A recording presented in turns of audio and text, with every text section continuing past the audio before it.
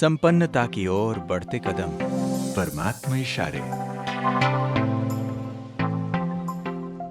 ओम शांति। कर्मयोगी बनने के लिए एक बहुत सुंदर परमात्मा और भी अभ्यास बता रहे हैं। बच्चे, कंबाइंड स्वरूप की स्मृति में रहो।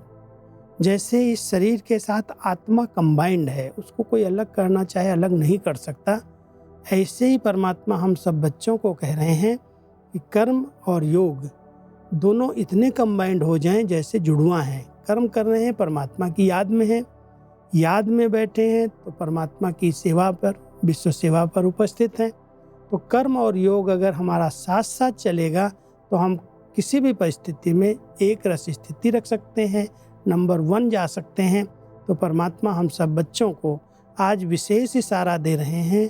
बच्चे, जैसे शरीर और आत्मा दोनों कंबाइंड होकर कर्म करते हैं, ऐसे कर्म और योग दोनों कंबाइंड रहें। कर्म करते याद न भूले और याद में रहते कर्म न भूले।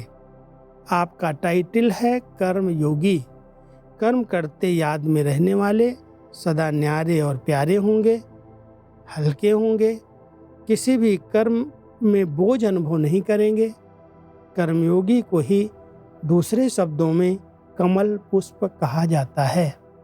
उनके ऊपर कभी किसी भी प्रकार का कीचड़ अर्थात माया का वाइब्रेशन टच नहीं कर सकता। बहुत ऊंची स्टेज है कमल पुष्प की स्टेज। जैसे कमल का पुष्प कहाँ रहता है?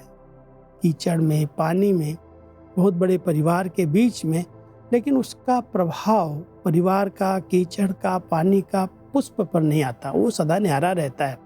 तो परमात्मा हम सब बच्चों को ऐसा कर्मयोगी बनाना चाहते हैं, कोई भी माया का वाइब्रेशंस, कोई भी बातें उसको टच भी न कर पाएं। ऐसे हम कर्मयोगी बनकर रहें, जो कितना भी नेगेटिव वातावरण हो, माया कितना भी अपना प्रभाव डालने की कोशिश करे, लेकिन हम परमात्मा की याद में हैं। कर्म में याद समाई हुई है, याद में कर्म समाये हुए हैं। तो कर्मयोगी आत्मा पर कोई भी प्रकार का नेगेटिव वायुमंडल अपना प्रभाव नहीं डाल सकता, माया उसको टच भी नहीं कर सकती। इसलिए बाप दादा परमात्मा हम सभी बच्चों को विशेष इशारा दे रहे हैं, बच्चे कमल पुष्प समान कर्म करो और न्यारे हो जाओ। ओम शांति।